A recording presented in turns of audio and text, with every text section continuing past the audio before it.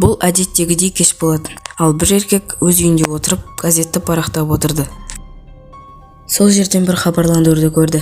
Ол жерде сүлікпен емдеу туралы жазылып тұрды. Және ол барлық ауруларды емдейді екен. Еркек қартайған соң оны жиі емдеу қиын болды. Ол кешіктірмей тезірек сол емдеуге жазылып алды. Автобус оны керек жерге әкелді. Қаладан 30 шақырым жерде. Қирап жатыр екен. Ол шарбақтан кірді. Аурухана 19 ғасырдағы салынғандай болды. Адрес дұрыс болды. Терезеден жарық қосылмады. Немене? Мен осы жаққа келгенше жабылып қалды ма? Ол есік қақты. Есікті жас медбике ашты. Және ішке кіріңіз деді. Ол еркек сүлікпен емделуге келдім дейді. Медбике бір төсекке отырғызып, оның күтуін сұрады. Ол еркек бұл жерде тыныш әрі бірде-бір емделуші немесе дәрігер жоқ екенін таңғалды. Және төсектер де бос болды. Сосын бір жерден медбике атып шығып: "Сіз бұл жерде адам неге жоқ деп ойлап тұрған шығарсыз?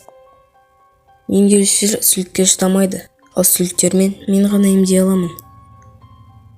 Бұл жігермектер тек жақсылыққа ғана жұмыс істейді."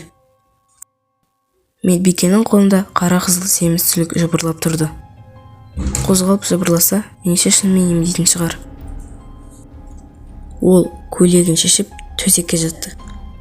Оның арқасында бірнеше сүлік жатты.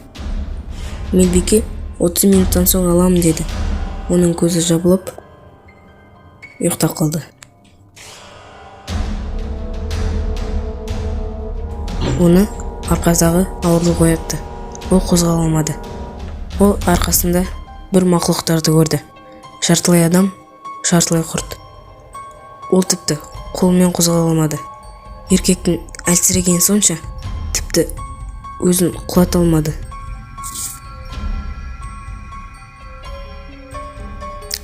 "Қозғалмаңыз, әйтпесе емделмей қаласыз." "Не? Бұл не?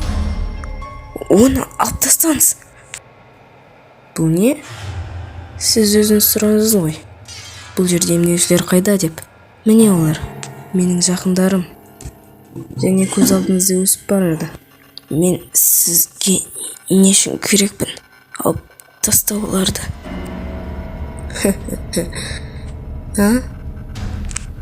Сіз жай ғана тамақсыз. Мен сізге айттым емес пе? Олар тездетіп емдейді.